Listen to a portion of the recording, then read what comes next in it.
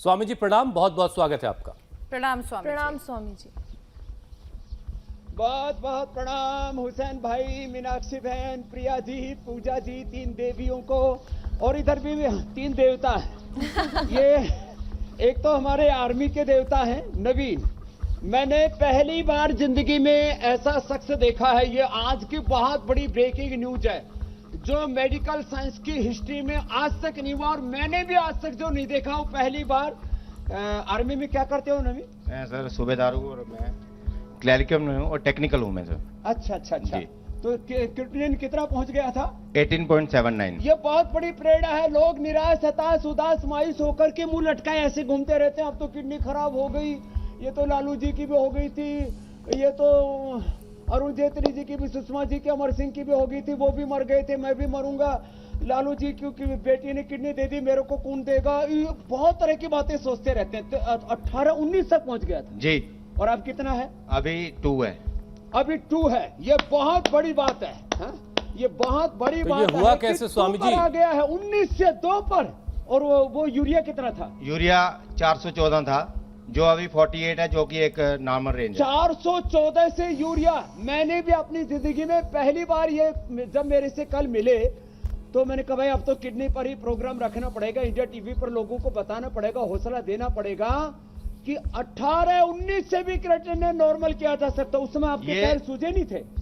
सबसे बड़ा ये था कि मेरे कोई सिम्टम नहीं आ रहा था। ओहो, वो डॉक्टर ओहो। हैरान थे कि सिम्टम क्यों नहीं आ रहा। उपचार क्या लिया? उपचार पहले तो एलोपैथी के लिया मैंने, जो इंस्टेंट लेते हैं सारे लेते हैं, और उसके बाद मैंने आयुर्वेदा तो मैं फॉलो करता ही हूँ, योगा तो मैं करता ही हूँ। योगा मैंने कंटिन्यू रखा 2 घंटे एलोपैथी की दवाई कब से छोड़ रखी है? और 3 महीने हो गए, बिल्कुल और नहीं खा क्या-क्या रहा खाते हो उसको। अभी खाता हूँ गोक्षु, गूगल, हाँ। और ये अपना चंद्रप्रभा वटी, ट्राइगन, और गोखरू का पानी तो कंटिन्यू पीता हूँ वो, और कवाथ भी सुबह उसका जो काढ़ा बना के भी पीता हूँ, उसमें आज सर्व वो भी कलब भी बताएं। डालता हूँ। अब 2 पर आ गया है और यूरिया 48 जी। ये तो था आर्मी वाला एग्जाम्पल। ये है सिविल वाला एग्जाम्पल। क्या नाम भाई? मनोज। नमस्कार। नमस्कार। बताओ बेटा। मनोज नाम है मेरा, और मेरा क्रेटिनाइन 13 से ऊपर चला गया था। हाँ।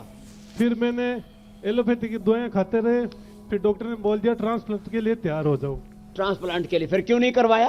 फिर मैंने घर वालों को बताया, वो डॉक्टर ने ये बोला, घर वाले सारे ही हक्के बक्के रह के बोले अब क्या होगा, किडनी कौन देगा? फिर माता जी बोली मैं दूंगा, लेकिन घर वाले बोले पैसे भी नहीं है, कैसे चलेगा? फिर अब किडनी तो दे देगी, ट्रांसप्लांट कराने के पैसे भी नहीं है। फिर और माता से ऊपर कोई नहीं, माँ पहले बोली कि मैं दे दूंगी, मेरे ताई कुछ भी हो जाए। फिर अब कितना हो गया बेटा? फिर मैंने योगा शुरू किया, ओनली योगा। योगा से मेरा क्रेटिनाइन 2.5 ऐसे आ गया। ये भी जोरदार काम हो गया। क्या नाम बेटा? मनोज। मनोज। केवल भाई, योगा। इन दोनों के लिए तो अभिनंदन होना चाहिए। सबसे बड़े विजेता है आज के हमारे। और ये प्रेरणा है ये कि बिल्कुल ठीक बात है क्रिएटिनिन स्वामी जी, कम आपने किया सही जा कहा सकता है। कि Only मॉडर्न कपालभाति मेडिकल और साइंस से भी कई बार जो केवल चीजें कपालभाति और अनुलोम विलोम से। कपालभाति, अनुलोम विलोम। जी, आ जाओ। मॉडर्न मेडिकल साइंस से भी कई बार जो चीजें संभव नहीं होती है वो योग और आयुर्वेद के नियमित मेरी अभ्यास जो से प्रेरणा हो है, सकती उसका है। सबसे बड़ा स्रोत है स्वामी जी।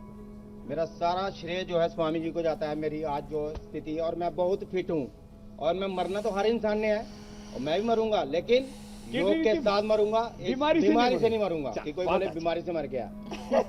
ये आर्मी वाला है ना। इनके मन में इतनी सारी बातें हैं ना स्वामी जी, इसलिए वो चाह रहे हैं कि वो पूरी हो जाएं। लेकिन बहुत सारे विषय हैं, उन्हें भी हमें शामिल करना है। और स्वामी जी आज का विषय ही कुछ ऐसा है कि मॉडर्नाइजेशन के चक्कर में हम अपनी परंपराओं को या तो तोड़ रहे हैं या फिर उसे भूल रहे हैं। पहले खाना खाने के तुरंत बाद चौका बर्तन सब कुछ साफ कर लिया जाता था, पूरा किचन ऐसा तैयार कर लिया जाता था जैसे अभी अभी बना हो। लेकिन अब अगले वक्त पर छोड़ दिया जाता है और फिर बैड बैक्टीरिया सुबह काम करने वाली आएगी तो वो साफ करेगी। हाँ बिल्कुल, देखिए तस्वीरें भी हम दिखा रहे हैं।